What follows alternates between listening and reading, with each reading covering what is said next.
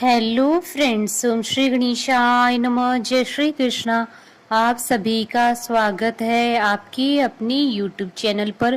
Friends, आज हम आपको इस वीडियो में बताने जा रहे हैं हल षष्ठी, जिसे बलराम जयंती के नाम से भी जाना जाता है, का शुभ मुहूर्त, पूजा विधि, महत्व, व्रत के नियम और व्रत कथा के बारे में। फ्रेंड्स, वीडियो शुरू करने से पहले आपसे रिक्वेस्ट है, अगर आप हमारे चैनल पर नए हैं और आपने अभी तक चैनल को सब्सक्राइब नहीं किया है तो प्लीज सब्सक्राइब कीजिएगा चैनल को, साथ ही प्रेस कीजिएगा बेल आइकन को, जिससे नए वीडियो से रिलेटेड नोटिफिकेशन आपको तुरंत प्राप्त हो सके।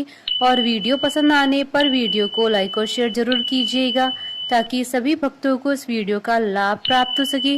और कमेंट बॉक्स में जय श्री कृष्णा जरूर लिखिएगा।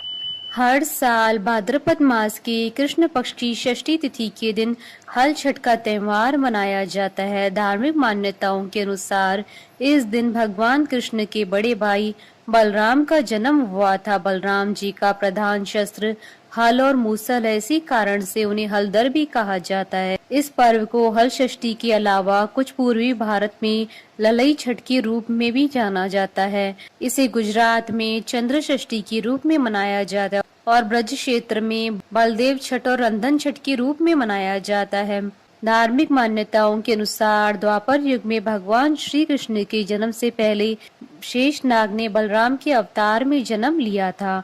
यह पूजन सभी पुत्रवती महिलाएं करती है। यह व्रत पुत्रों की दीर्घायु और उनकी संपन्नता के लिए किया जाता है। इस व्रत में महिलाएं प्रति पुत्र के हिसाब से 6 छोटे मिट्टी या चीनी के बर्तनों में 5 या 7 बुने हुए अनाज या मेवा भरती है। हल षष्ठी एक महत्वपूर्ण त्योहार है। यह भगवान श्री कृष्ण के बड़े भाई बलराम को समर्पित है। हल षष्ठी का त्योहार भगवान बलराम जी की जयंती के रूप में मनाया जाता है। रक्षाबंधन और श्रावण पूर्णिमा के 6 दिनों के बाद बलराम जयंती मनाई जाती है। इस दिन माँ अपनी संतान की दीर्घायु के लिए व्रत और पूजन करती है। मान्यता है कि इस दिन जो महिलाएं हल षष्ठी का व्रत नियमों का पालन करते हुए करती हैं, उनकी हर मनोकामनाएं पूर्ण होती है। इस व्रत को करने से संतान की दीर्घायु होती है और उस घर में अकाल मृत्यु कभी नहीं होती है। फ्रेंड्स, अब आइए जानते हैं हल षष्ठी के शुभ मुहूर्त के बारे में। हिंदू पंचांग के अनुसार साल 2024 में हल षष्ठी का व्रत 24 अगस्त 2024 शनिवार के दिन है। भाद्रपद कृष्ण षष्ठी तिथि प्रारंभ होगी 24 अगस्त 2024 को सुबह 7:51 पर और भाद्रपद कृष्ण षष्ठी तिथि का समापन होगा 25 अगस्त 2024 सुबह 5:30 पर। सूर्योदय का समय रहेगा सुबह 6:03 पर और सूर्यास्त का समय रहेगा शाम 6:55 पर। और इस दिन रवि योग का शुभ संयोग भी बन रहा है। फ्रेंड्स, अब आइए जानते हैं हल षष्ठी व्रत के नियमों के बारे में।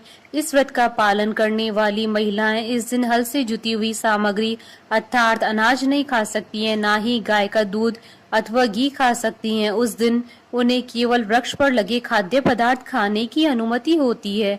फ्रेंड्स, अब आइए जानते हैं हल षष्ठी व्रत की पूजा सामग्री और पूजा विधि के बारे में। पूजा सामग्री में भैंस का दूध, घी, दही, गोबर, महुए का फल, फूल एवं पत्ते, ज्वार की धानी, ऐपन, कुलवे अर्थात छोटे से मिट्टी की कुल्हड़, देवली, छेवली, बांस और महुए के पत्ते से बना होता है।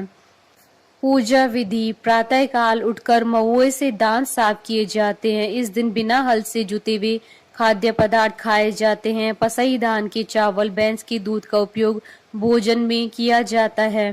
भोजन पूजा के बाद किया जाता है। यह व्रत पुत्रवती स्त्रियां ही करती हैं। इस व्रत की पूजा हेतु भैंस के गोबर से पूजा घर में घर की दीवार पर हल छठ माता का चित्र बनाया जाता है और ऐपन तैयार किया जाता है। उससे चित्र का श्रृंगार किया जाता है। ऐपन बनाने की विधि: पूजा के चावल को पानी में भिगाकर रखा जाता है, फिर उसे सिलबट्टे पर पीस कर उसमें हल्दी मिलाई जाती है। एक लेप की तरह घोल तैयार किया जाता है, उसे ऐपन कहते हैं। इस चित्र में हल, सप्तऋषि, पशु, किसान, मान्यता अनुसार कई चित्र बनाए जाते हैं। कई परिवार केवल हाथों के छापे बनाकर उनकी पूजा करते हैं। हाथों में ऐपन लगाकर उसके छापे दीवार पर बनाकर उनकी पूजा की जाती है। पूजा के लिए पाटे पर कलश सजाया जाता है। गणेश जी एवं माता गौरा को स्थापित किया जाता है। साथ ही मिट्टी के कुलवे में ज्वार की धानी एवं महुआ का फल भरा जाता है। एक मटकी में देवली छेवली को रखा जाता है। सबसे पहले कलश की पूजा कर गणेश जी और माता गौरा की पूजा की जाती है। फिर छठ माता की पूजा की जाती है। उसके बाद कुलवे एवं मटकी की पूजा की जाती है। पूजा के बाद हल षष्ठी की कथा पढ़ी जाती है। माता जी की आरती की जाती है। आरती के बाद वहीं बैठकर महुए के पत्ते पर महुए का फल रखकर उसे भैंस के दूध से बने दही के साथ खाया जाता है। पूजा के बाद व्रत पूरा करने हेतु भोजन में पसई धान के चावल एवं भैंस के दूध से बनी वस्तुएं ही खा सकते हैं।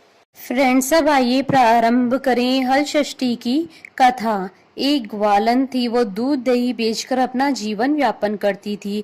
वह गर्भवती थी। एक दिन जब वह दूध बेचने जा रही थी तो उसे प्रसव का दर्द शुरू हुआ।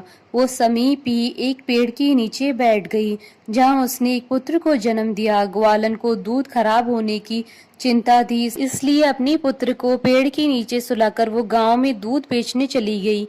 उस दिन हल षष्ठी का व्रत था। सभी को भैंस का दूध चाहिए था। ग्वालन के पास केवल गाय का दूध था। उसने झूठ बोलकर सभी को भैंस का दूध बताकर पूरा गाय का दूध बेच दिया। इससे हल षष्ठी माता क्रोधित हो गईं और उसके पुत्र के प्राण हर लिए। जब ग्वालन आई, उसे अपनी करनी पर बहुत संताप हुआ और उसने गांव में जाकर सभी के सामने अपने गुनाह को स्वीकार किया।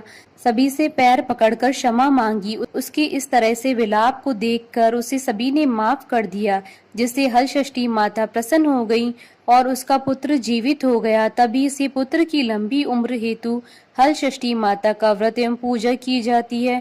मान्यता है कि जब बच्चा पैदा होता है तब से लेकर 6 माह तक छठी माता बच्चे की देखभाल करती है, उसे हंसाती है, उसका पूरा ध्यान रखती है। इसलिए बच्चे के जन्म के 6 दिन बाद छठी की पूजा की जाती है। हल षष्ठी माता को बच्चों की रक्षा करने वाली माता कहा जाता है। बोली हल षष्ठी माता की जय।